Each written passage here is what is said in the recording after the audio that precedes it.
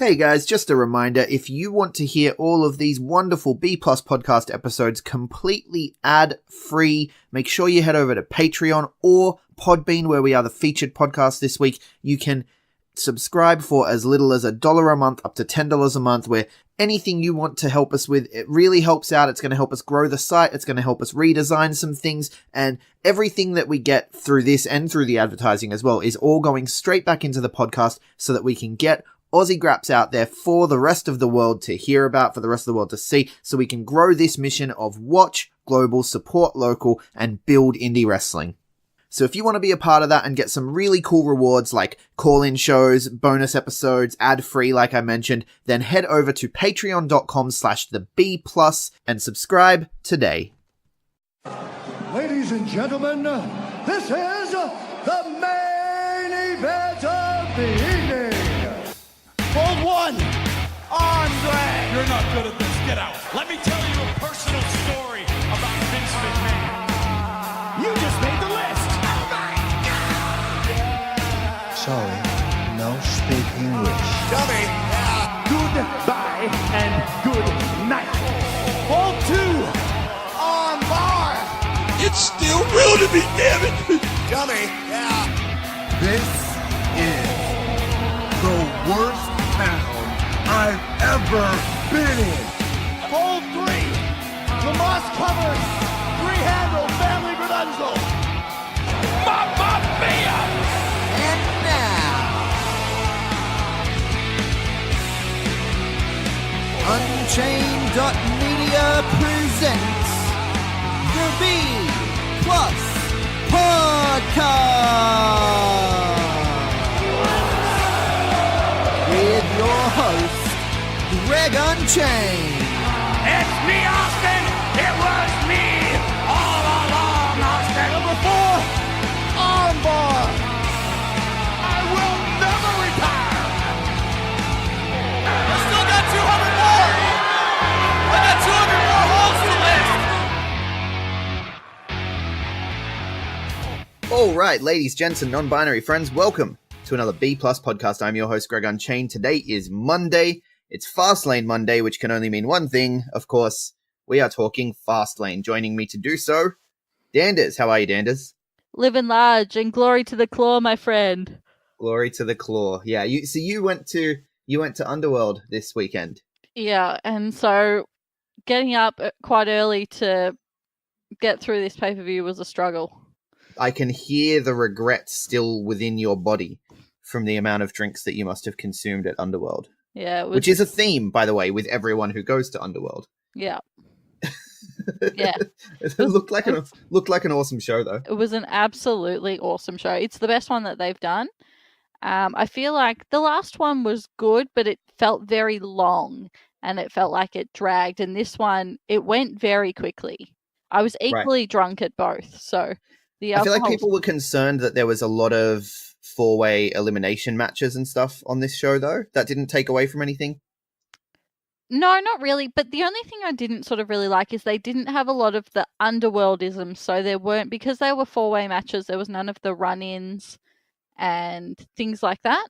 Yeah, the countdown, the points, all that stuff. Yeah, so that was kind of all a little bit out the window. But entertainment-wise, I think and this is going to sound awful, I'm going to sound like a shitty wrestling fan, but there's kind of always a lower expectation when you don't sort of really know anyone on the card, which, like, yeah, pretty much for me, Right. if you're not in PWA or MCW, I don't have a huge idea who you are, just because those are the shows that I go to. Yeah. So when I see other people, I don't know what to expect. And look, there was a lot of people I didn't know, and they all performed really well. I really enjoyed it. Yeah, well, when you don't know a person, your bar is lower, and then when they do well, then that's a good thing, right? So, but now next time you'll have a higher bar for these people. So. Oh, absolutely. Richie Taylor is just setting the Melbourne scene on fire. I'm assuming that he's been around for ages, but I've only sort of got to know about him the past 6 months. Mm-hmm. He is setting the world on fire. Mitch Waterman's character in Underworld far surpasses anything else I've seen him in. He is hilarious. He actually talks. I don't know if you've ever heard his voice, but he actually talks.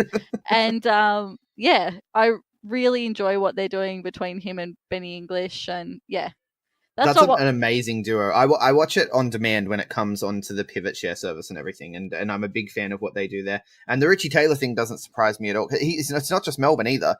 He's come over here for Adelaide Championship Wrestling and made a huge impact as well. He's the number one contender over here, and people loved him straight away.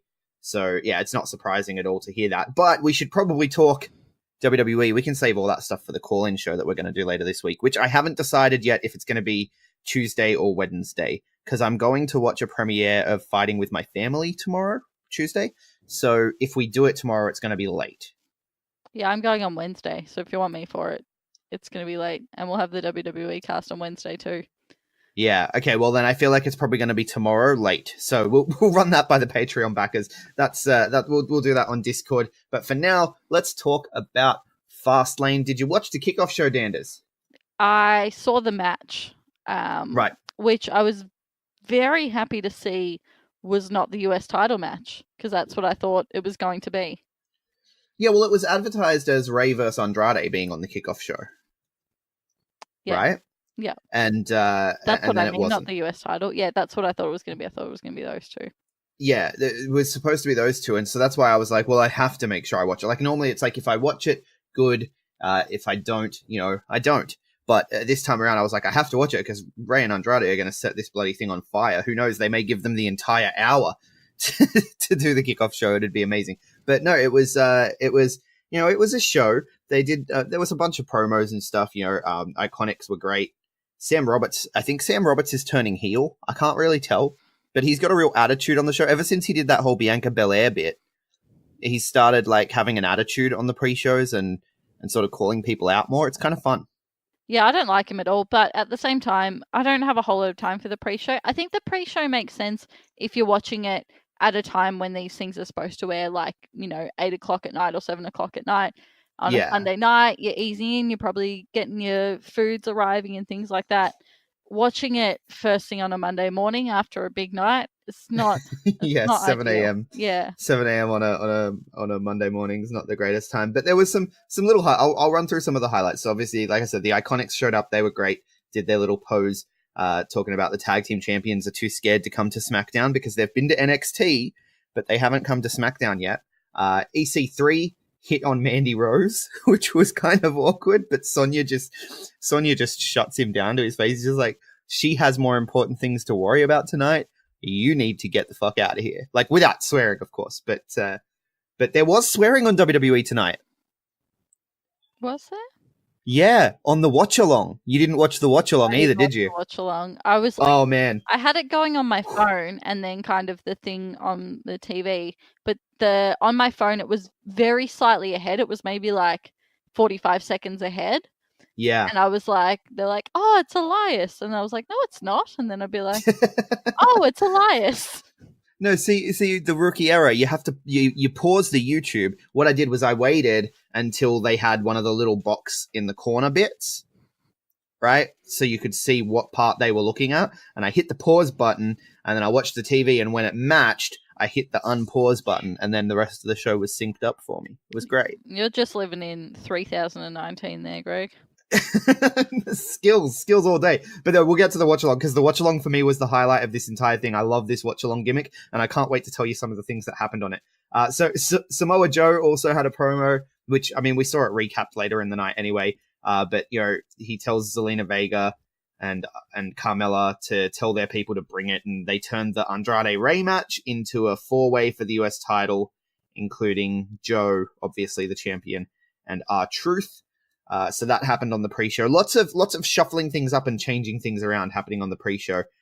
Kevin Owens gets interrupted by New Day, and that's where Kofi gets told that Vince wants to see him. And so if you were wondering, why was Kofi waiting outside Vince's office? It's because they told him that Vince wants to see you. And then, yeah, so that's how that got set up. And then we had the match, which was New Day versus Rusev and Nakamura, and New Day win, which was, it was what it was. Yeah, I feel odd about that, because it's like Rusev needs to, I hate being this person, but Rusev needs to go to AEW. He needs to go somewhere where he's going to be appreciated, because he is an amazing performer. He has the ability to be a proper heel, but also a very lovable kind of silly guy as well.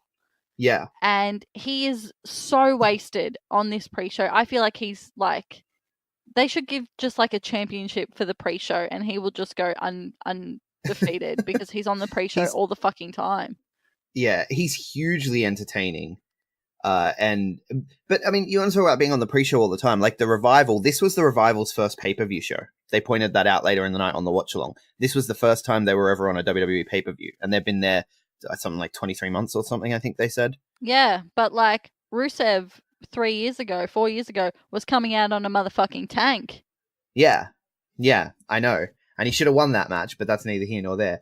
It's Rusev, he's so entertaining, and he could go anywhere and get over if he's allowed to be him. And that's the painful thing, is seeing how much they're not allowed to be themselves. Like you see him on YouTube, even Lana, since I started having a look at their little YouTube thing that they launched after they got kicked off Total Divas, they're both so entertaining. They really are. They bounce off each other well. I didn't initially like Lana because of the way that she's portrayed in Total Divas. Like, she seems quite manipulative, and then I was like, it's fucking fake, Danders. Like, it's editing, baby. Yeah.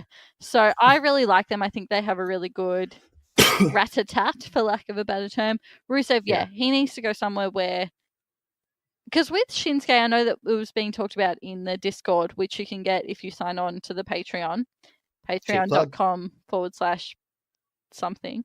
The B+ standards. Come on, it's in the name. What are you doing? We were talking about in the Discord how someone was talking about Shinsuke, like he's gone from main eventing Wrestle Kingdom to the pre-show, but it's like, I feel like we've seen the best of Shinsuke in New Japan. Now he's just, breaking necks and cashing checks. He's ready to slow down, buy a couple houses. Yeah, just earn that sweet... and surf off into the sunset. Absolutely. Whereas Rusev, I feel like we're never going to see him at his full potential. We're not. He's definitely someone who's going to let his contract run out for sure, and he won't be on TV for like 6 months because they know that he's going to let his contract run out. Yeah. So that made me really sad, but. Yeah, hopefully it means if he goes on to bigger and better things elsewhere, where he's properly utilized either as a face or a heel. I don't think I need heel Rusev, even though he's fantastic at it. He's very diverse. You got to realize too, a lot of these guys that come up in the Performance Center in the NXT brand and stuff, they all know each other, obviously, right? And they still go back there and train every now and then because they all live in Orlando anyway, right? And so they all go back there and train, and they see. So he would know, at least tangentially, he would know Mikey Nichols. I don't think they ever worked together. I don't think they crossed over. But he would be able to look at, like, Mikey Nichols, the last time he was on TV, he was on, like, the NXT pre-show, right, which airs the next week. He was on the NXT pre-show, jobbing out in a match in 5 minutes.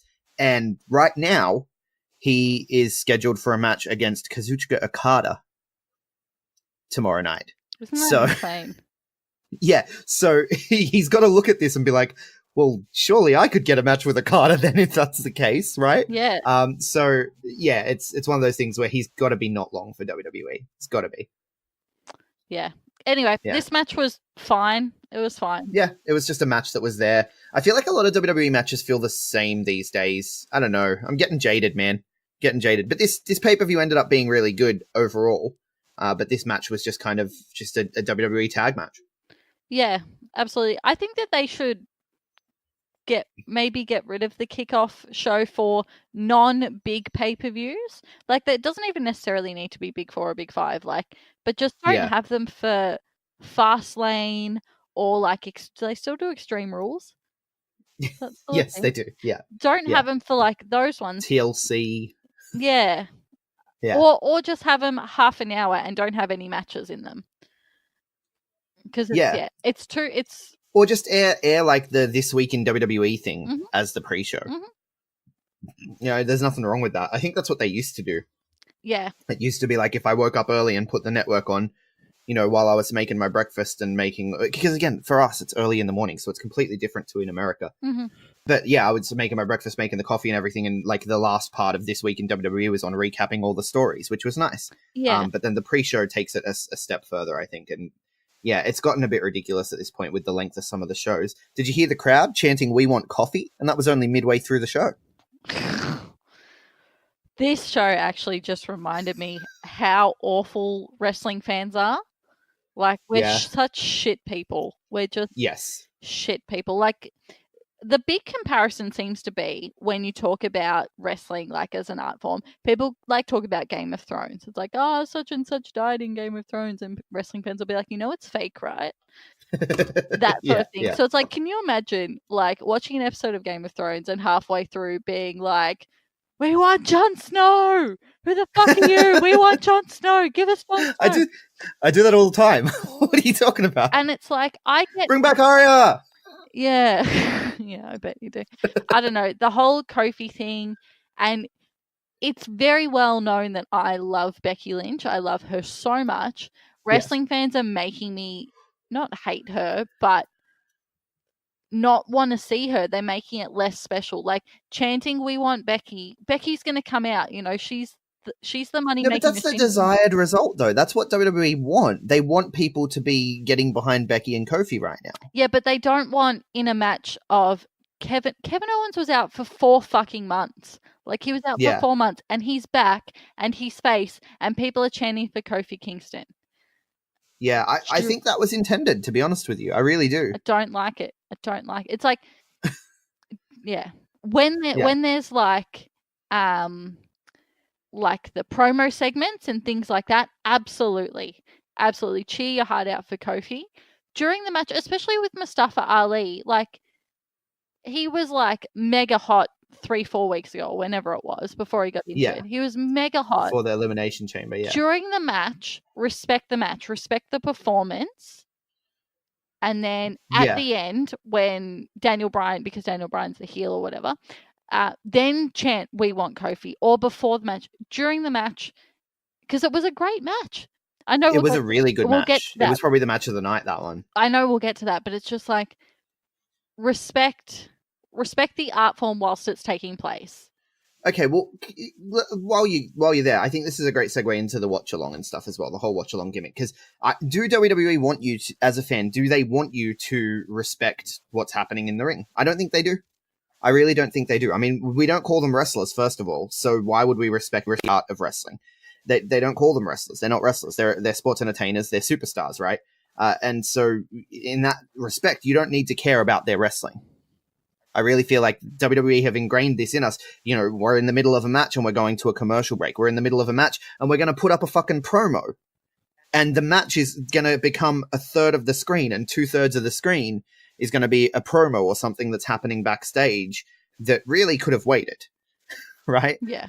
Or they're going to put up an entire show, which honestly was kind of more entertaining to me for at least the first half of the pay-per-view. Watching the Iconics watch the show was super entertaining, right? So I don't know that they want us to respect what's actually happening in the ring. Yeah, well, I want you to respect it. Yeah. No, I understand that. I understand that and I respect that. But you might get upset with me then when I start marking out about how good the watch-along was. But we'll get into the show itself. Usos versus Mizzo Mac opened the show. What do you think of this match? I think it was the ending that everyone saw coming. I think it was, for me, sitting through the match, the focus for me was, how are they going to do this? How are they going to, set up the match, which I thought was a bit disrespectful to the Usos, but it was a good match. Yeah. Am I mistaken in thinking everyone thought Miz was going to be the one that turns, though? No, I thought it would be Shane. Okay. I thought it would be Shane because I thought it would be Shane, or like Miz's dad would turn on Miz. Oh, yeah. I remember you saying that. I do remember you saying that maybe the dad would turn. Yeah, because I think that when they started booking this, it wasn't going to, I don't know, because it was very much like, my dad has never, but they painted the dad to be quite a jerk. We'll say a jerk. He was a cunt. They painted the dad to be a bit of a cunt. Like, my dad's never been proud of me. He always wanted me to be Shane McMahon and like stuff like that. Like, they painted the dad to be a real jerk, and then it was like, the dad's kind of a nice guy. Right. Yeah. Well, I mean, I assumed that it was Miz lying. Yeah, but like his dad would have seen that, and then his dad is like, yeah, I don't know. I don't think they thought it was going to take off as much, or maybe I don't know. Consistency Yeah. isn't always key with the WWE. So yeah, No, it does feel a little odd, but Shane turning was nice. I enjoyed it. So obviously the Usos pick up the win after. So Miz did some of the Shane O'Mac risks, right? Like he was looking at his dad and being like, oh, I'm going to do this for you, Dad, right? And diving to the outside and stuff that he normally wouldn't do, which I thought was a nice touch. The spot of the match, of course, was the coast-to-coast intercept. yeah. So Right, with one of the, and this is where the watch along comes in, right? Because I'm not paying attention to the commentary, and so it's really funny. So first off, watching the watch along, it's really fun to see what parts make the wrestlers go silent. So everyone went completely quiet when there was a close up on the Miz's facial reactions, right? And you could just see them. You could see the Iconics. You could see Christian, who was there at the time. You could see them just sort of just relishing in how good Miz is at the little things. yeah, Right? Like they're all taking mental notes. Yeah, like, that's how you react to a moment, man. That was great. So that watching them react to that was fun for me, but also Christian explaining the coast to coast intercept had to be better than whatever was happening on commentary at the time. So Christian, because Pat McAfee, I think, went to get some food and he was like, everyone popped. And he's like, wait, what did I miss?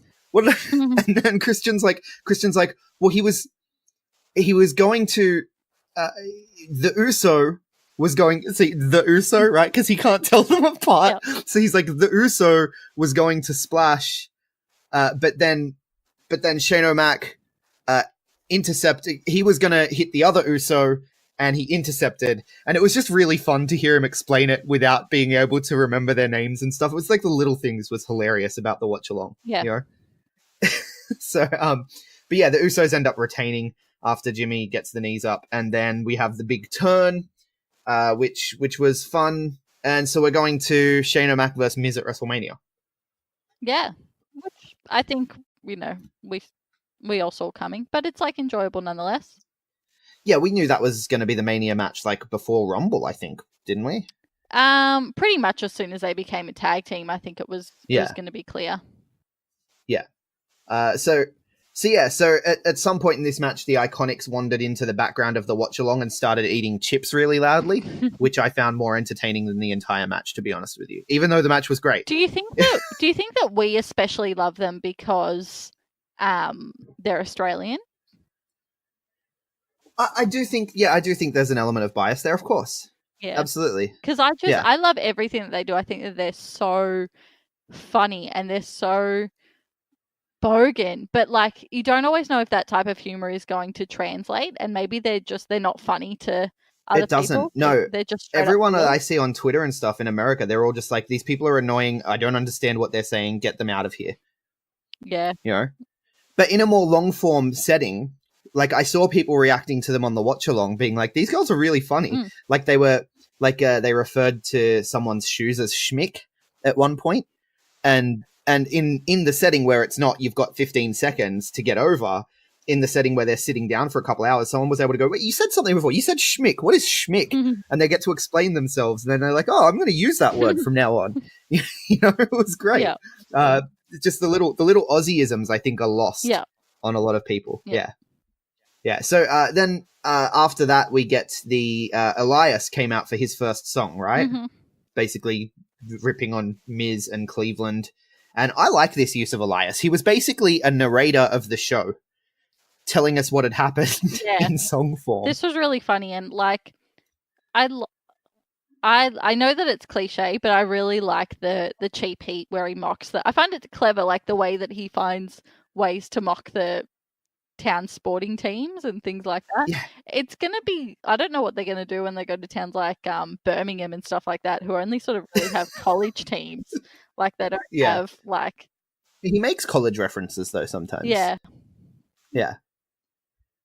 But no, this one was good, saying he can't wait to leave Cleveland so he can go be with LeBron. Yeah. I get that reference. I'm not a sports guy, and I understand that. Yeah. Yeah. So we then Mandy Rose and Asuka And watch-along update, Natalya and Beth Phoenix have wandered in at this point, and Natalya really struggled to describe Mandy's entrance. So she was like, I don't like Mandy's entrance music, as Mandy's making her entrance.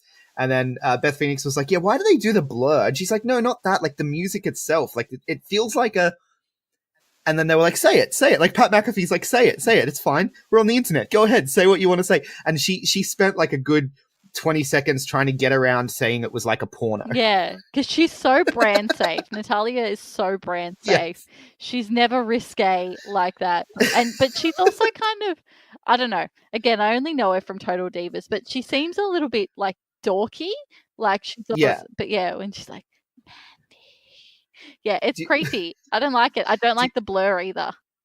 No, it's a little weird. But do you remember on Total Divas when she tried being a dominatrix? Oh God, for a bit. I'm pretty sure I filmed it because it was so uncomfortable. But there's this part with, and it's horrible even talking about it, but it's like, it's when her dad was still alive, and then her dad was asking all these questions about something, and she goes. Yeah. He goes, but what are you talking about? And she goes, nothing, Daddy. It's none of your business. And he goes, well, why don't I just go die then? Yeah. And I was just like, I was watching, I was like, oof. That was the world's longest oof. Anyway, back on story. Back on story. Yeah, and also wait, there was a promo video before this match, and one of the highlights of the show was EC3 continuously calling Batista Drax. Yeah, I was on board with that. I like that a lot. Anytime Batista popped up his mug on screen and EC3 was there, he's like, look, it's Drax. Drax has beaten down Ric Flair, which I popped for. EC3 is hilarious, apparently. Yeah, he's very funny. I like him a lot. The Drax thing, because I forget who other people like refer to him as like this other guy that he apparently looks like. I don't know who it is, but no idea. Big Boy Mikey says it a lot, and he's like, cool. Or maybe it's my friend Timo who reminds me of Big Boy Mikey. Anyway, they call him like this other guy who he looks like. So yeah, I like the Drax reference because I get it, I understand it. So yeah, it's a lot of fun. And EC3 was making fun of himself for not being allowed to talk. And the Iconics were like, wait, you're allowed to talk on this show? He's like, yeah, this show is outside of, like, I'm allowed to come here and talk. It's fine. It was very kayfabe breaking, this entire show. It was great. But this match, how much better has Mandy gotten? She has gotten a lot better. I'm like leaps and bounds, and maybe it's just because she's actually getting a bit more ring time. Ring time. She's getting a lot more time. Obviously, been hitting the Performance Center pretty hard. She's looking fantastic. And this is where having a proper tag division is going to help them.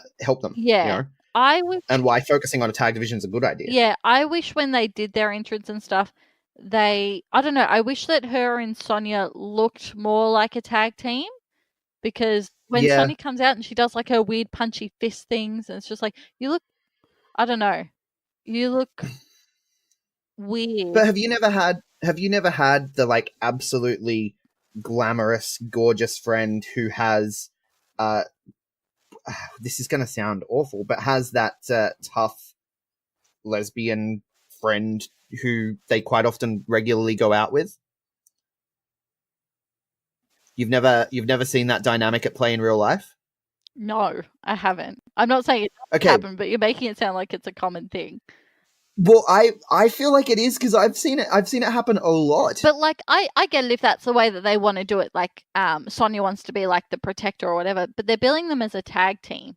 I feel like when Sonya comes out, she's coming out to Mandy's thing. She's Mandy's sidekick, and I don't think that that's what a tag team. See, I feel like that's what it is. I feel like Sonya is like the heater, right? And Sonya is the muscle, and because on the pre-show, like I said, EC3 was hitting on Mandy.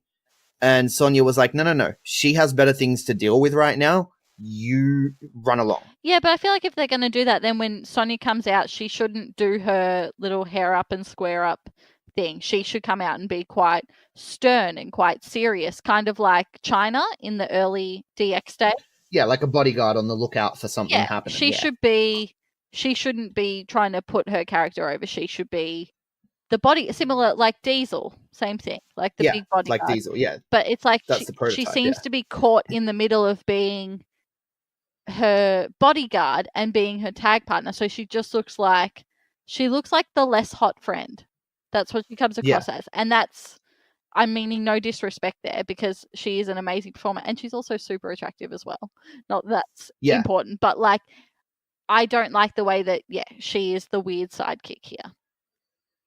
Fair enough. I think it works for them. I like the dynamic, but, we're going to have different opinions. That's fine. But the Mandy getting better, though, is probably the highlight of this match for me. I'm just noticing just how far she's come when you put her into a singles environment. I mean, there was still a few bits, like there was that fireman carry into the front slam that looked really awkward, that just wasn't quite right. But I was still amazed. And then Sonya got out the kendo stick, and it looks like these two may be heading towards some rocky times anyway, because she left the apron there. Mandy Rose slipped on the apron and lost the match, where she could have won this match, which, sorry, Asuka. Poor Asuka. Yeah. Has anyone been misused worse than Asuka? I don't know. Makes me so sad. It's like she had it's not even specifically Asuka, but it's like the way that they've fucked up the belt as well, because that was the number 1 title. I whinge about this all the time. The SmackDown Women's title, that was the number 1 title. And now it's just like, who can we get to take this? How can we make this look less important so that Charlotte, Ronda, Becky looks more important? Well, that's the thing too. To make the Raw Women's title more important, they had to have the 2 top SmackDown stars chase it. Yeah. Like, how weird is that? Yeah. But, anyway, then we get Kofi backstage, and he's been waiting since the kickoff show to talk to Vince, and New Day are like, we're not waiting anymore. You've been waiting 11 years, which I thought was awesome. So they sort of go in and, they don't wait and they go straight in. And then Vince is like, I'm going to make the title match a triple threat, and your match is right now. Get on out there. So the way he worded it was very, very sneaky. Mm-hmm. Yeah. And so he comes out and finds out that it's not the title match. It's a handicap match against the Bar. And of course, New Day have been banned from ringside. My beef here is that everything that's happened with Kofi has been so organic. The push for him has, because it's not like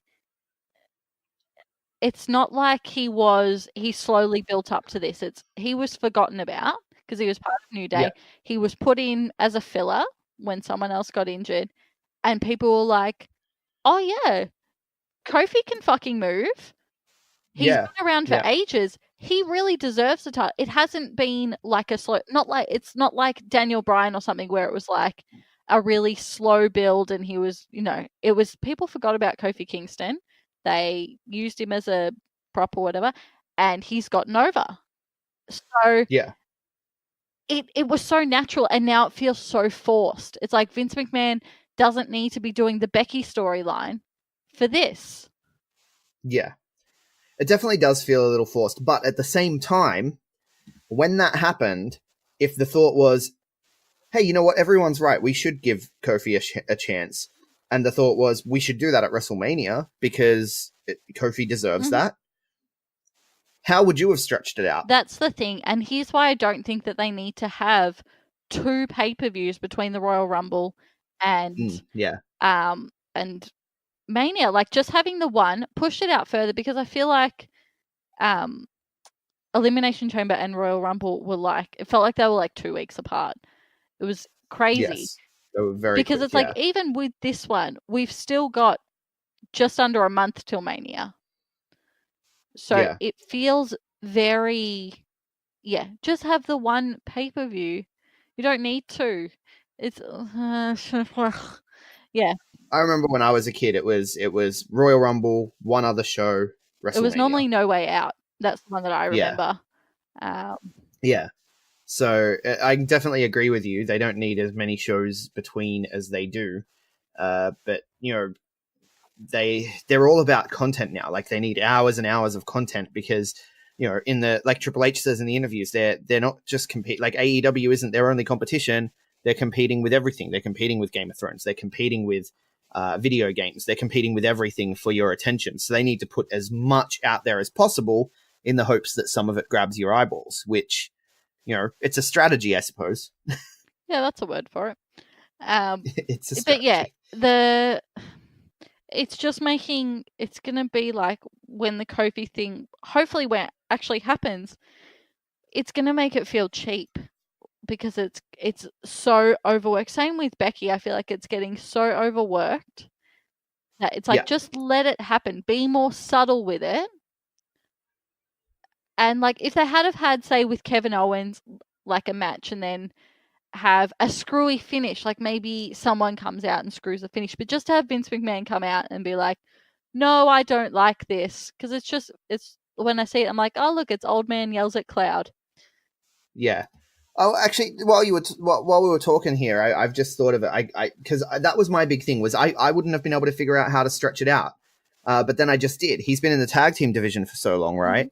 So you can have Sheamus and Cesaro, right? Two guys that were singles guys that went into the tag division and have dominated. You can have them come out the same way they did here. You can have them beat down Kofi and just be like, he doesn't deserve a shot. We've beaten him in a tag team setting. Why the hell should he be getting this shot? We've been here a long time too. All that kind of stuff. And set up organic roadblocks from other superstars as opposed to an authority figure just picking on him because. Like, what is the gimmick here that Vince is racist? Is that the gimmick? Because why is he so against Kofi? I don't think that's a gimmick. I think that's a... Well, no, but are they working themselves into a shoot or shooting themselves into a work, I guess? Because it's kind of, there's been no real explanation given as to why he thinks Kofi doesn't deserve it. Yeah. It's like, it made sense with Becky, because it's like when he was like, you think you're bigger than WWE, you're not the man, I'm the man. I actually really liked that. As much as it was like, it felt overdone, it made sense. Whereas this was just like, Vince read the wrong script. He's just put Kofi where Becky's name is.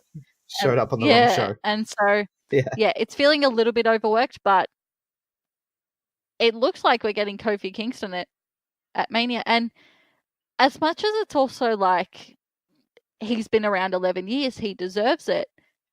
He's a fantastic performer. Like and I think we really saw that when he ran the gauntlet and also in Elimination Chamber. And the Elimination Chamber match. Yeah. Like he does. And I think because he's been with New Day they've been together like 3 years, 2015, I think they got together. So 4 years.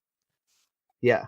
We forget. Sounds about right. Forget that he's more than just like a guy who says, baby, and like does a crazy shit at Royal Rumble. Like he's got so much more potential than that.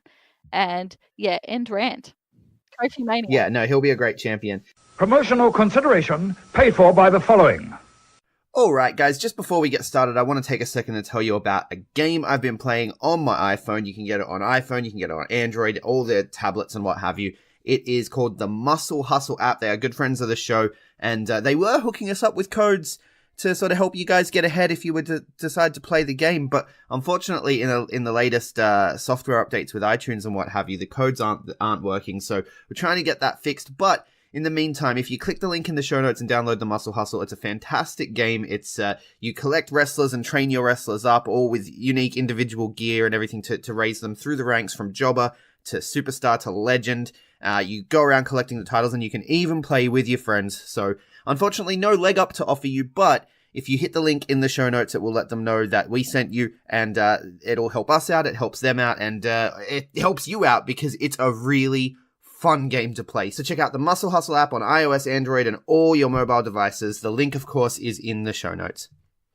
Hey everyone, just want to take a second to tell you about one of our new sponsors, Outbreak Nutrition. Outbreak Nutrition are creating supplements for survival, sharper minds, quicker reflexes, all the energy you need to take your performance to the next level, whether that be on the field, in the gym, on the gaming field. That's right, they have specifically designed gaming supplements as well to help you focus on those late night sessions. They even sell coffee, you guys, at Outbreak Nutrition. You can get coffee pods, you can get coffee beans, you can get supplements for the bedroom as well if you want to enhance your performance there. These are performance enhancing supplements for every aspect of your life, specifically designed by gamers, for gamers, to stay fit and healthy in the gym, to stay sharp and focused on the game. and to dominate in all areas of life. So check out outbreaknutrition.com, and for being a listener of our podcast, they will give you 10% off your order when you enter the code B+. That is BPLUS at checkout. So make sure, if you want to stay on top of your game, if you want to take your performance to the next level, outbreaknutrition.com, enter the code B+ at checkout. Back to people doing things organically, though. On the watch along here, EC3 is flirting with everyone, and it's glorious to see him flirting with everyone. It's funny because he's like flirting with Beth Phoenix and flirting with the Iconics. And earlier, it felt like Kathy Kelly tried to flirt with him, but he didn't seem interested. I don't know what was going on this show. It became like a dating show almost with EC3, vying for everyone's attention. And also, they talked about Flat Earth. I'm shitting you not. This is WWE TV. They talked about Flat Earth, and Pat McAfee asked the Iconics if Australia is a real place or if they're South American actors that are being paid off like the pilots. South American or South African? I don't know. South African? Is it South African? I assume they said South African because they all think that we talk like South Africans. Okay, right.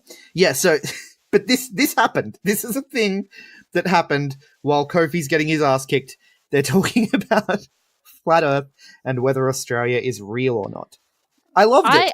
It was highly entertaining. I love the whole Australia isn't real, like the whole conspiracy theory. I assume that you do. It's one of my favorites. Tinfoil hat Greg. Yes. It's conspiracy Greg. Get the gimmick. No, right. It's tinfoil hat Greg. But anyway. Yeah. Yeah, I'm going to have to rewatch this, I think, because I snoozed. I had to go and rewatch Fastlane because I just fall asleep in these things. It's not... Yeah. I was falling asleep in the main event, but we'll get to that. So I'm going to have to go back and rewatch it because it sounds hilarious.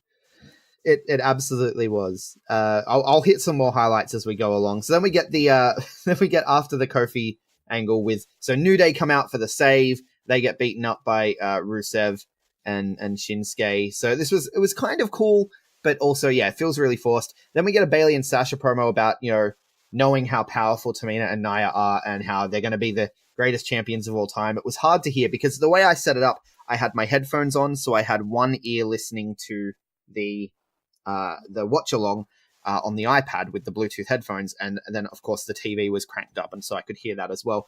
And so I'm trying to listen to the promo, but all I can hear is the Iconics booing, just booing Sasha and Bayley relentlessly, which was entertaining again. So yeah, then Elias comes back and does more of his singing, which again, really, really fun.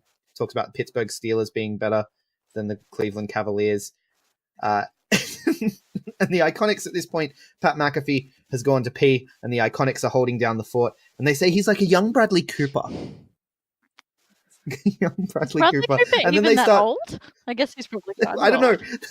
That's why it's hilarious. And they start talking about A Star Is Born, and EC3 tells this story about how I went to watch that movie because I was told I'd cry, and I felt like having a good cry, but it didn't make me cry. Man, this show was great. I can't stop putting this over. Like, watch the watch-along, people. If this watch-along gimmick continues, I actually think watch-along may be more entertaining than WrestleMania. I hope that they don't do it for big shows, because it doesn't sound like you actually see a whole lot of the actual show. No, look, I was still watching. It's just that this watch-along was so entertaining. No, I wouldn't watch it for WrestleMania, but I would gladly go back and rewatch the 7-hour thing to see how people reacted to stuff, because it was great. Isn't it a sign of WWE commentary that watching non-commentators commentate is more entertaining? Yeah. Well, like I said, you're getting to see how wrestlers react to other wrestlers, and they did offer good insights as well. I'm picking out all the funny things, of course, but they were sort of adding commentary to the matches that you wouldn't normally get, which was great, especially because with Pat McAfee there, Pat McAfee knows absolutely nothing. Amen. And so he's calling it like when Ricochet goes up to the top rope, oh, he's going to do the thing. He's doing that thing that he does, the thing. And everyone has to sort of educate him, and it's very entertaining. Sounds like me watching New Japan. Like, yeah. When Mustafa Ali was there to help talk about the main event, and he's like, you did that thing earlier where you did the flip and a half onto the side, and he's like, yeah, I did a 450 on the apron. That's just basic maths. Like, that's atrocious, and he doesn't know that. That's just basic maths. but even just not knowing that the side of the ring is called the apron as well. Yeah. Like, how did you get a job with this company, bro? But it's very entertaining to watch them commentate to it. Like, it was far more entertaining than the commentary on a WWE show. Yeah, cool. So I highly recommend it to people. Moving along, we see the tag match that I mentioned there when Ricochet went up to do the thing. The thing, of course, being is it 6:30? 6:50? I get 6:40. 6:20, because it's 2. Right. Basic math. That would be 7:20. It's 7:20. It's a 7:20? I swear it's a 6 If he something, does 2, isn't it? 360 times 2 is 7:20. I don't know what the... So when he does the 2 I don't know- flips, he calls it 7:20? I don't know what he calls it, but you're like, if he does 2, then it's 6:20 because basic maths. I'm like, no, because 360 is a circle. 7:20. Yeah. Okay, so maths isn't my strong Okay, suit. Google. This is why flat Earth arguments are interesting. What is Ricochet's flippy move called? What is Ricochet's flippy move called? I love it. It's called the Thing, according to Pat McAfee. And yeah, Ricochet and Aleister Black, who, with their promo that they did prior to this match, it might have been on the kickoff show, I actually kind of dig them as a team because, you know, they were like, one of us is going to fly, the other is going to strike, and we're going to win the titles. And I was like, I actually kind of dig that gimmick. I don't know why. It's a good dynamic because generally, by generally, I've been watching a lot of 90s wrestling. What it seemed to be back in the day was with tag teams who were a bit of an unusual pairing. It was one can work the mic and one can actually wrestle, like New Age Outlaws being a good example. Like you had Road Dogg, who could not wrestle for shit. I never realized what a terrible wrestler he was until watching it as an adult. And then you had Billy Gunn, who was the actual wrestler. You don't like the shuffle punches? It's not wrestling though. Wrestling isn't wrestling, Danders. Yeah, Wrestling isn't wrestling. But anyway, so this match, Ricochet and Aleister Black taking on Rude and Gable and the Revival triple threat tag team. I didn't even know this match was happening. So did you not? We talked about it on the WWE cast. Did you not listen to it? Yes. Well, of course I listened to it. I edited it, so I listened to it like 2 or 3 times. So sometimes the points can get lost on me. I apologize. But yeah, this was a really good match. It's a tough call between this and the WWE title match as to which is the best match. Yeah, fair call. I loved the hashtag FTR on the trunks. That was amazing. Have they been doing that a lot, or is that new? They've been doing it for a couple of weeks now. Yeah, a couple of weeks. I believe CJ has brought it up on that. Do you not listen to the WWE Universe podcast, Anders? I don't. Sometimes. I know it's different when you're on it, but no, CJ has brought that up. Hashtag FTR, and the debate is, what does it mean? Because obviously when it was on Being the Elite, it was fuck the Revival. That's what I assumed that it meant. Yeah, and they've kind of co-opted it to Forever the Revival, but then when they were on the watch-along, Pat McAfee asked, and they said it's follow the rules. Oh. Because they follow the rules. They always hold the tag rope. They only break up 1 pin per match. They follow the rules. They're tag team wrestlers by the tag team wrestling book. So I kind of like it. Yeah, I quite like it too. Yeah. And another thing, so this is another part, like where I talked about the watch along being better than the commentary, is in this match, Peyton Royce pointed out, like, it was when Gable was getting his ass kicked, right? And she was like, oh man, Chad Gable is so good. Right, so you're watching the wrestler and she's appreciating how good he is at selling, right? And so she's like, Chad Gable is so good. And it was really funny because Sam Roberts was there at this point, and, you know, heel turn Sam Roberts. He says to her, he's like, he's getting his ass kicked. Why are you talking about how good he is? And then she has to come up with a kayfabe reason for why she was appreciating his work when he's getting his ass kicked. And then when Ricochet's getting his ass kicked, Sam Roberts is just like, is this the part where you say Ricochet's really good? And it was very fun to watch. This is contentious commentary done right. Yeah, fair call. Yeah, so I enjoyed it a lot. But the match was amazing. Obviously, you know, Ricochet, he's a madman. Yeah, absolutely. He's like, yeah, insane. I would love to see, and if you are going to point out that they already did it on the indies, because I don't know shit, Ricochet versus Pac I would love to see. Yeah. Fairly sure I'm it's sure happened. it has. I don't know anything. I fully disclose that I only know WWE. Yeah, no, that's fine. That's fine. I wouldn't be able to tell you for sure if it's happened, but I'm fairly sure it would have. They would have crossed paths in Japan, I assume. Although Ricochet was more New Japan, and Park only did a few New Japan shows. Park was more Dragon Gate, so maybe it didn't happen. But that's a potential. I don't think Ricochet is going to end up anywhere else anytime soon. No, though. I think He's actually being used really well. Yeah, absolutely, and he's probably got some sweet dollars coming in. Anyway, yeah, I really like this match. Yes, I indeed. thought it was second top match of the night. Yeah.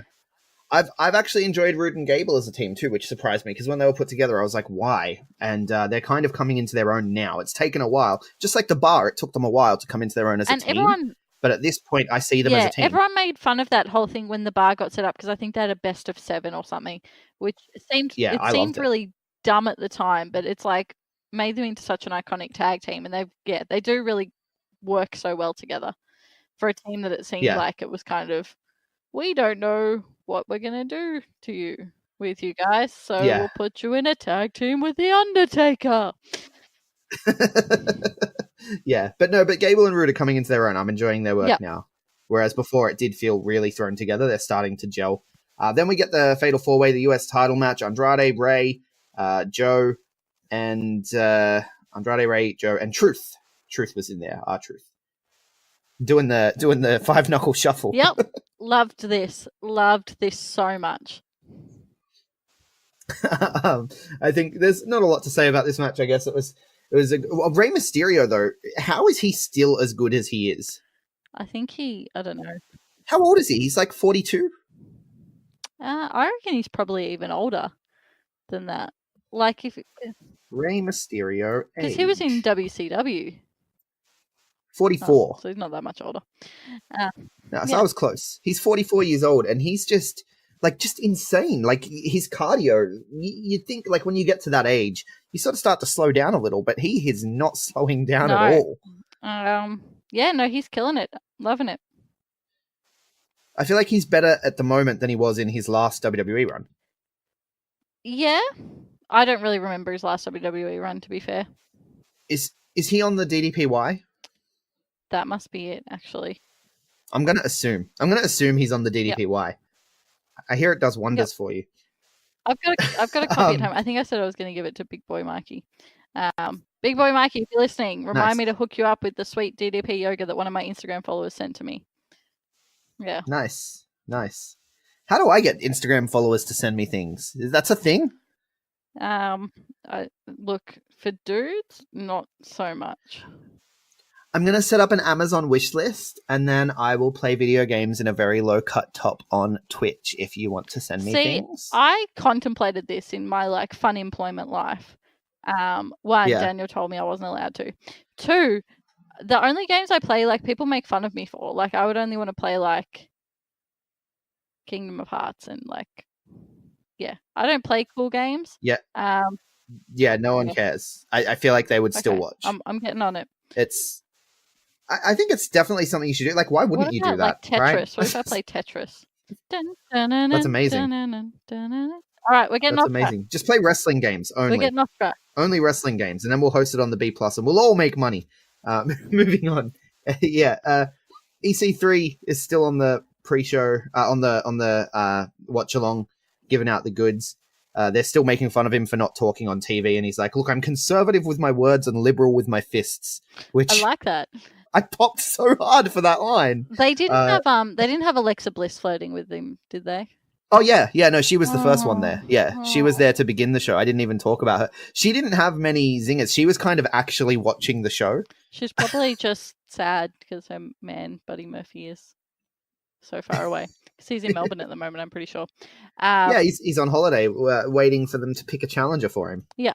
So, I don't like her flirting with everyone. Makes me sad.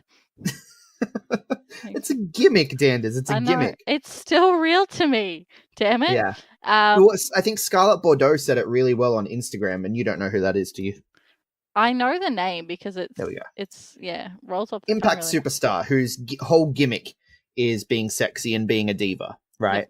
And she posted a thing on Twitter of her slapping Glenn Gilberti, and she was like, a man like this doesn't realize the difference between a woman choosing to be sexy or people objectifying her against her will.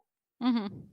And the thing is, with Scarlett Bordeaux, even if it is actually, Impact management telling her go out there and do this, we don't know, but it feels like she's doing it of her own accord, and it feels like she has agency in every angle they book with her. She has agency, and she is in control of what she's doing and her sexuality, and she chooses to be that way. Whereas it doesn't feel that way with Alexa Bliss. It feels awkward and forced, and like it was written by a writer. Because I just feel, that's not really part of her character. Like, her character is like, I'm a bitch. And it's like, I'm a bitch to everyone. So if you're a dude, I'm going to be a bitch to you. Because, I'm a mean person. Well, I always thought as well that it was that she's a bitch that's trying to cover up for the fact that she's actually a super nerd, right? Like, 'cause she cosplays. Yep. And so I'm like, so it's like this projection thing. Yeah, it doesn't really fit, and it feels awkward as a result. But yeah, she was there. She was flirting with EC3. And then we get Beth Phoenix comes out to commentate for the tag team title match. And this match was okay. I felt like it wasn't. I mean, after the Rey Mysterio showing that we just had, and the other tag team match, of course, the other tag team match sort of blew everything out of the water. So this match was just sort of there. Yeah, it was a bit of filler. Yeah. And this is where the Revival showed up on the watch along, and they actually made this match better because they're pointing out the tag team, the little tag team things, and that they're working with Sasha and Bayley, and that they work with the Iconics, and the Iconics are thanking them for, the kind of help that they give, and they're pointing out all the little tag teamisms, I suppose, and how important tag team wrestling is, and how they want tag team wrestling to have an evolution like the women's division has had, and all that sort of stuff, which was really nice to hear, and kind of distracted me from the match in a big way. Solid. Yeah. Good work, WWE. Solid. But I guess they would say at least I wasn't distracted by my phone on something else. Absolutely. So they're winning either way. Then after the match, there's the attack. And this part really captivated me because I didn't know I wanted this match at WrestleMania. I am not a Natalya fan at all. I am a Beth Phoenix fan. But it looks like we're getting Nia and Tamina versus Natty and Beth Phoenix match at WrestleMania. Probably on the kickoff show. I wouldn't mind that, to be honest. I would love to see Beth back in action. And I quite like Natalya when she is booked properly. When Natalya's booked well and she isn't just like... Yeah, I feel like Natalya deserves... They did give her the SmackDown belt at some point, didn't they? They had her... For a little while. Yeah. I think that she deserves far better than what she's booked, and I think she's just sort of still stuck in that because she was still around for the Divas era. Yeah, well, they were a tag team, these two, the Divas of Doom, right? Yeah. Yeah. But yeah, I feel like she's still typecast in that old, because she's part of the old group, and that I think works against her undeservingly because she's a great performer. She's actually, that's the thing. When I say I'm not a Natalya fan, I'm not a fan of the character. I'm not a fan of the character that they've portrayed on Total Divas. I'm not a fan of a lot of the character things she's done in WWE. In terms of her work, like when she went to NXT and had matches with like Summer Rae and stuff, and Sasha and Bayley when they were there, I was like, she's an amazing worker. Like if you just put her out there and let her wrestle and gave her like a Lance Storm gimmick where she doesn't really have a gimmick, she's just a good wrestler. Yeah. Like I would love that. I would get behind her fully, but it's just I've never been a fan of the character, I suppose, but her teaming with, I feel like this is a really good spot for her. It's going to get 4 more girls on Mania, get them their Mania payday, which is really important. I want these people to make as much money as they can. If they're in WWE, it's kind of what you're there for when it comes to WWE, at least. So, I'm happy that it looks like these guys are going to get a WrestleMania payday, and we're going to get to see the Divas of Doom again with the focus on the tag team division. Obviously, they're going to lose. We're going to put Tamina and Nia over, but that makes sense because they're the Now Girls anyway. Yeah, love it. Yeah, I'm enjoying it.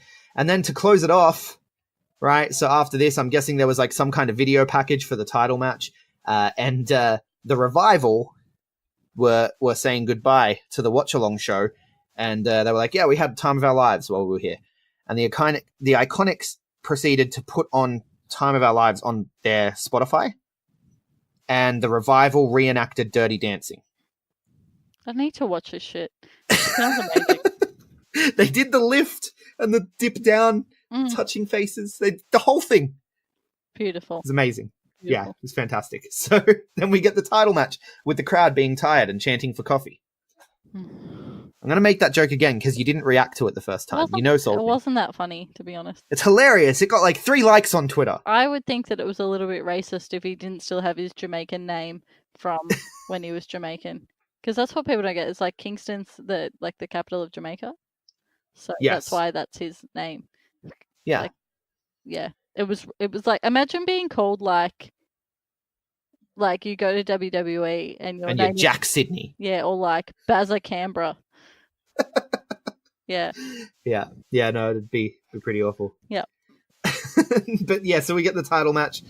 Bryan, Kevin Owens, Mustafa Ali is the man who Vince was talking about for making it a triple threat, which is odd. Like, why would you put another... The same with Kevin Owens. He's replacing Kofi with other faces. That's why I say it's weird, and I think the gimmick is that Vince is racist. Yeah, but it's not a gimmick, mate. Although Mustafa Ali, I mean, he's a brown man himself, and he got in there. He's a very light-skinned brown man. Yeah, I don't know. I don't understand why it's so forced, the whole Vince and Kofi thing, and he's putting, like, are we going to find out that, like, you know, Kofi's had an affair with Linda McMahon or something, and that's why Vince has a vendetta against him? I don't understand it. I think the whole thing is meant to be that Vince is like just a jerk. I think that's the whole thing. With this, I didn't like how early this match was on, considering it was the only singles, like the main of the 4 main title match. Yeah. That this was the only one. Oh, actually, sorry, there was Mandy Rose versus Asuka. I forget that was a title match because I forget that Asuka. I think that's by design. They want us to forget about Asuka, but yeah. Yeah. No one's remembering Asuka. That's what they're going to change it to.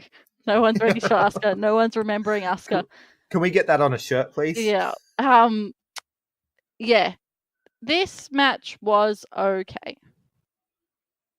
Yeah. Okay. No, sorry. Really? The concept for this match was okay. The match was far better than what I thought it would be. It was good to see Mustafa Ali back on TV.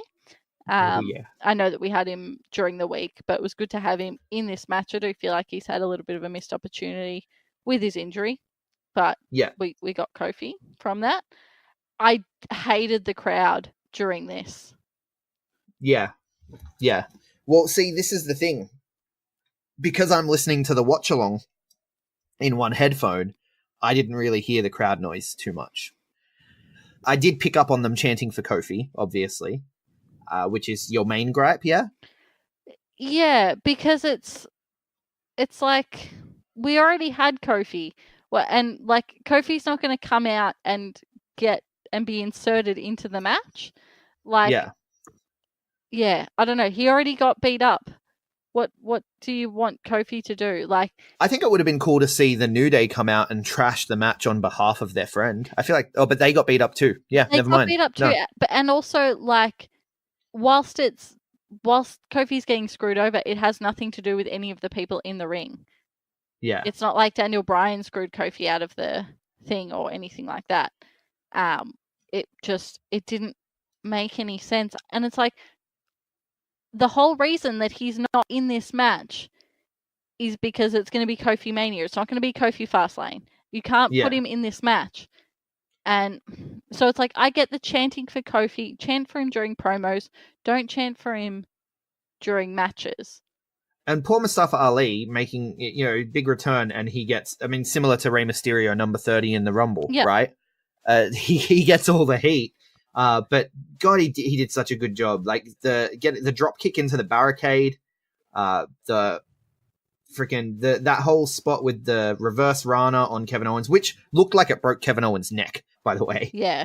Into the Spanish Fly, and then the 054 missing, and then Kevin Owens hitting the stunner. Like, this match was just insane. Yeah, it was really good, and it just didn't get the respect that it deserved. Mustafa Ali reminds me a whole lot of Stevie Philippe, or maybe Stevie reminds me of Mustafa Ali. One or the other. They and I think it's why also, not both? Yeah, I think it's also because they kind of look quite similar. They both have like the long dark hair and the lean but like quite muscular body. I would love in the future if we saw Mustafa Ali and Stevie Philippe as a tag team. I would love in the future if we saw Stevie Philippe rock one of the DJZ face masks. That's not related. What I mean, just go all the way with it, right? Become a Mustafa Ali knockoff. No, the best part about this as well was at the same time. So this is where the watch along show shifted into a different gear, because Nigel McGuinness showed up first, and what's the other commentator on 205 Live? What's his name? Vic Joseph. Nigel McGuinness and Vic Joseph showed up, and they were there to cheer on their boy from 205 Live, right? And they're talking about how great it is to have, look how far he's come. He wasn't even supposed to be in the cruiserweight. Like, I feel like this is probably stuff that was happening on commentary as well, because these are two commentators now that have joined the watch along, and they're talking about how, he wasn't even supposed to be in WWE. He was an alternate for the Cruiserweight Classic. Then he impressed so much, he got signed, 205 Live champion, all the way up to now he's in the WWE Championship match on the last stop before WrestleMania. And they put over his story so well as fans of him, because that 205 locker room is tight. So, yeah, it was really, really nice to see. Like, you could see the pride in Nigel McGuinness as he's watching, this guy from his brand, the 205 brand, doing like just amazing things. The backflip, the knee to the outside, they're putting him over. It was great. And then Nigel McGuinness swore on live WWE programming. He said, thank you for saving me. I was fucking fumbling all over my words. And then they were like, fudding. I said fudding. That's not, let's move on. And it was very awkward for a moment, but it was hilarious. Yeah. And yeah, but the match was great, and this is where the show shifted, because Nigel McGuinness and Vic Joseph are on the watch along now for pretty much the rest of the night, and so it becomes far more serious commentary, whereas before they had lots of funny shenanigans and back and forths between wrestlers. Now we've got commentators in here, which I think they may have sent them in because the show's going off the rails. Yeah, for sure. Yeah. But it was good. I'm going to put it over again. It's well worth watching, especially the first half. The second half becomes more like a WWE program, but it was still really good. Okay. After this match, which Daniel Bryan wins, of course, and Rowan attacks Ali, right? Are we getting Ali versus Rowan at WrestleMania? God, I hope not. Or is Ali going to be in the match with Kofi and Daniel Bryan? Because I feel like Ali was probably the original match. I don't think that you should have two titles in triple threats. Two titles? Yeah. Well, the women's is going to be a triple threat. Spoiler alert. Oh, yeah. Yeah, right. No, it's... Yeah, no, I understand what you're saying. Yeah, it's sort of becoming multi-man mania. Yeah. But WrestleMania 16 all over again. I was thinking 2000, where they had the Fatal 4-Way title match with Big Show and stuff. I want you to think about what you just said. What? So Why? I said it's like WrestleMania 16, and then you said I think it's more like WrestleMania 2000. Okay, that was WrestleMania 16, but it was branded as WrestleMania 2000, okay? It was not branded as WrestleMania X6. It was branded as 2000. But yeah, okay, well, we're thinking of the same thing. Good stuff. Good chat. Moving along. Can you just spend some more time explaining wrestling to me? I love it. I love when people correct me on shit that I'm not wrong about. Hang on. Anyway, I'm just staring you, Gregory. You called it 16, all right? Now, actually, it was called 2000. Yeah, but yeah, I hear it. I'm sorry. But if you call WrestleMania 17, people will still know what you're talking about, even though it was branded as X7. Yeah. Well, and you know what? Yeah, WrestleMania 32 wasn't even branded WrestleMania 32. It was just called WrestleMania. No, it was WrestleMania play button. No, that was 31. 32 31. Was WrestleMania Cowboy Star. Right. Yep. Right. And then I think the last one was WrestleMania Fleur de Lis. So WrestleManias are confusing. Yeah. But yeah. That's what we've learnt here. I apologize for actuallying you. And moving on, Pat McAfee on the watch along has asked Nigel to perform a magic trick for him, right? And Nigel says, because the wrestlers are still in the ring, he's like, as a former wrestler, I find that very disrespectful. They're still in the ring. Like, after they leave the ring, he does the magic trick, but he's like, I'm not, like, while they're in the ring performing their craft, because it was just the beatdown. It was the Ali getting attacked by Rowan. But I loved hearing Nigel McGuinness just be like, no, don't ask me to do things while they're in the ring. I'm here to watch the wrestling. That's really good. I like that. It would have been funny if he was there during the Mandy Rose match, because it'd be like, watch me make Asuka's career disappear. No, but he performs a magic trick, a little card trick, because if you watch the Nigel McGuinness special, you know that Nigel McGuinness is a budding magician. Not budding, he's quite accomplished. Apparently he's pretty good at it, and he's been doing it for years, entertaining locker rooms. So, you know, how it took him this long to get to WWE, I don't know. Anyway, Becky and Charlotte was next, and this match was really fun for me. Charlotte just kept going after the knee, and then the ending, I've seen a lot of people hated it. I loved it. I have a lot of opinions, as you can imagine. You have a lot of feelings about Becky Lynch, I know. I liked the idea of what they did. I think, though, that they could have done it better, because it fell very flat. The way she just kind of like punched her, and then the ref was like, what? The ref should have gone immediately, disqualification. I don't understand why he needed to have a 5-minute conversation with Ronda after it happened, and then be like, because then it was kind of like Ronda explaining to him, you need to disqualify Charlotte because I punched her, and it was because I punched. Yeah, I can see that. But I think the idea that Ronda wanted Becky so badly that she would interfere and cause the DQ. I really liked that. It was also really clever, a really clever way of like not having Charlotte lose, like having Becky win without doing anything to Charlotte, because Charlotte looks red hot right now. She looks stronger than she has, because I feel like the whole thing with Becky, the feud with Becky, she definitely came off second best, even though Becky got a couple of heel wins, like a couple of dirty, unclean wins. Ultimately, Becky won, and that made Charlotte not look weak, but lost some stuff. Yeah, she definitely, and she was face at the time, which no one wanted. No one wants face Charlotte. Same like no one wants face Sasha Banks. Everyone wants heel Sasha Banks. That's where she thrives. Anyway, I think that it was I really liked the idea. I just thought, have Ronda proper beat her up again. Don't just have her punch her and then walk away. Like, it just, I like the idea. It fell flat. And then after to me, I think it would have been better if it came earlier too. Instead of waiting until it looks like Becky's about to lose, well, now I'm going to make sure that she doesn't, so that she's in the match.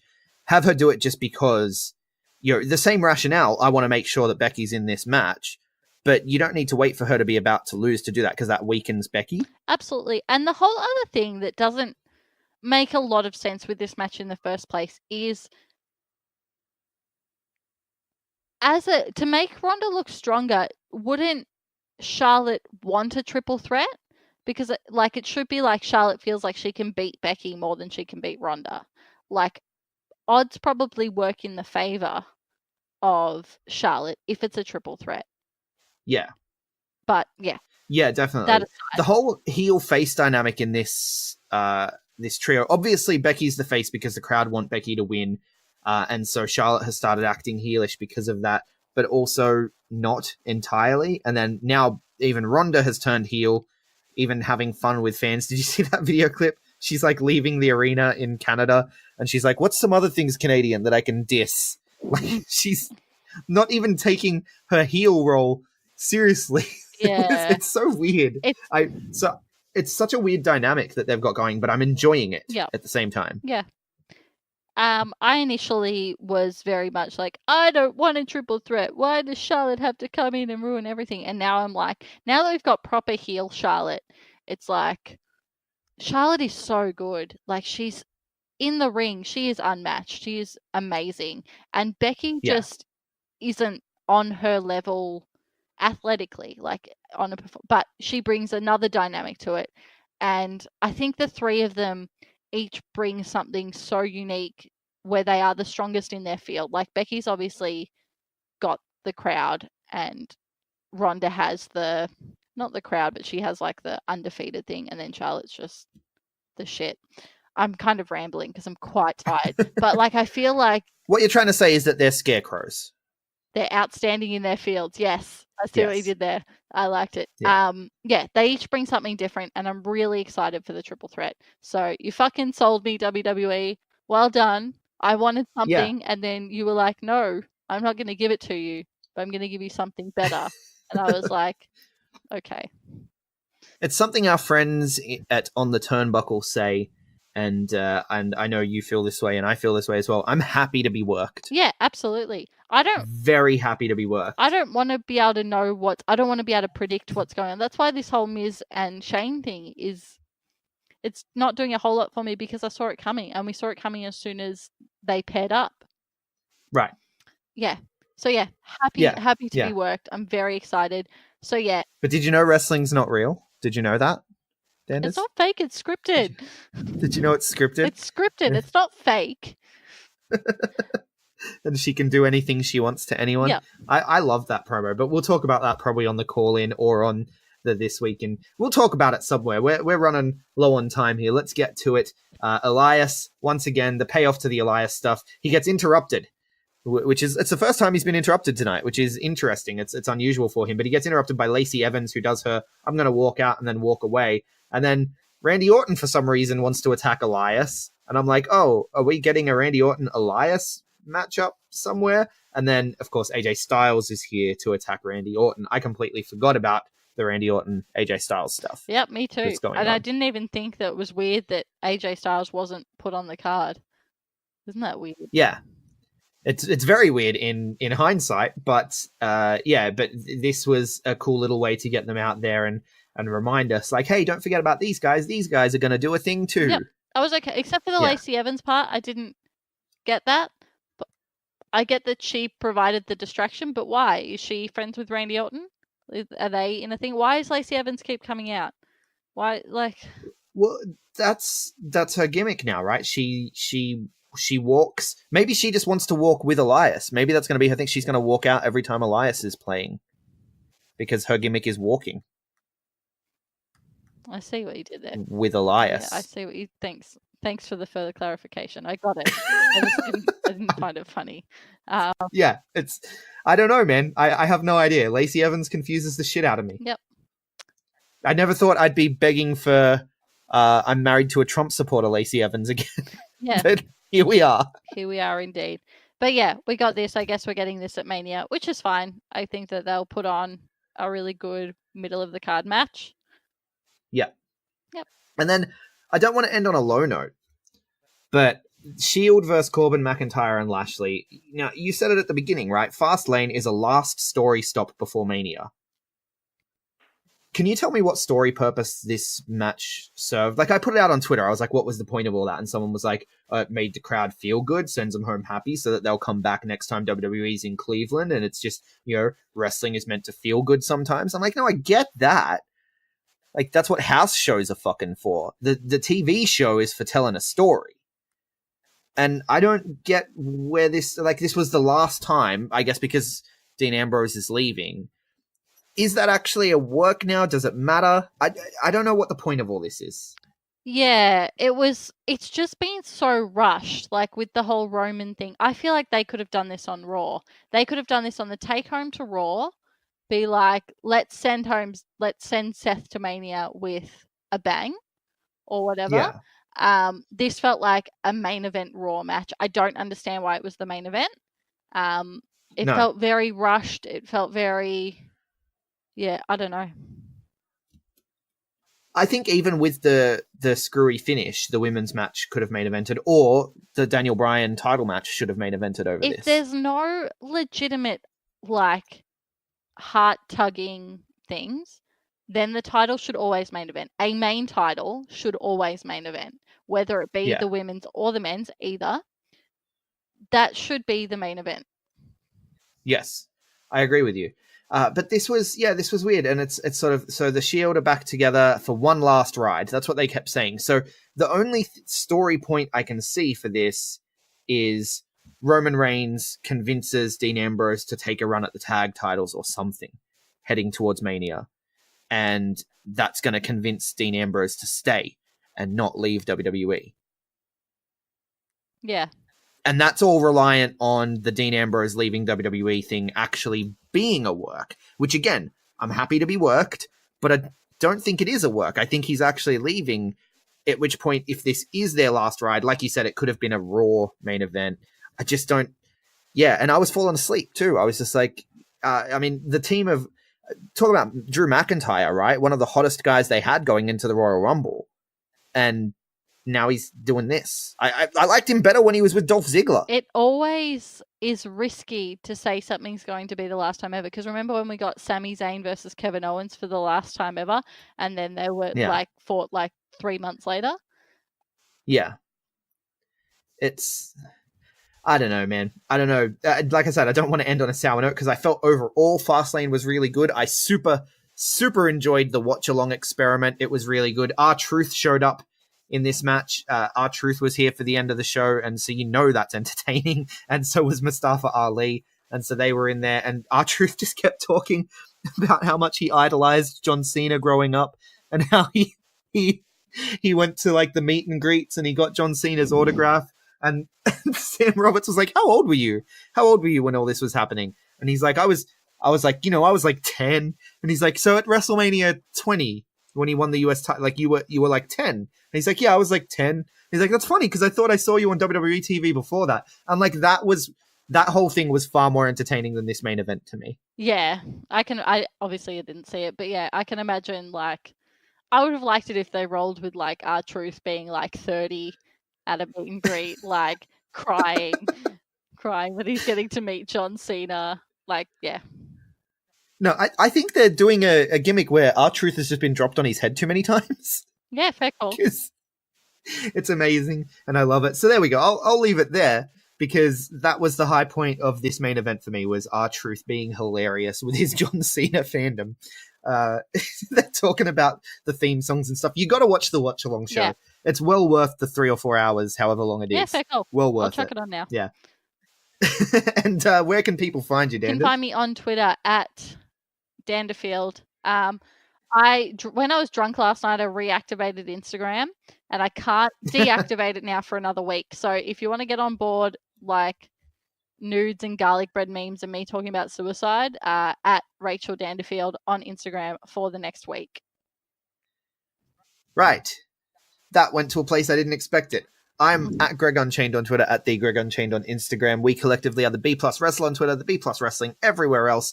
Like, share, subscribe, 5-star review if you like what we do. Hit up the Patreon, guys, because it's been a big weekend in Aussie wrestling with Underworld, with World Series Wrestling, of course, happening. We also have Fastlane to talk about. So tomorrow's call-in show is probably going to be a really, really fun one, I imagine. And I will have just come back from watching Fighting with my family, so we can talk about that. Danders can block her ears if she doesn't want spoilers. But yeah, so we'll do it late tomorrow night. So you've got some time. Jump on the Patreon, patreon.com/theb+, and support us. As low as $5 a month gets you into the call-in shows and stuff, I think. Or it might be $3. I don't even know. The tiers are there. There's all sorts of different rewards you can get. You can tell us what you want us to talk about, all that kind of stuff. But as always, guys, thank you so much for listening. Hold one! Arm drag! You're not doing this. Get out. Let me tell you a personal story about Vince McMahon. You just made the list! Oh my God! So, now speak English. Dummy! Yeah. Goodbye and good night. Hold two! Arm bar! This is the worst town I've ever been in. It's still real to me, damn it! Dummy! Yeah. moss-covered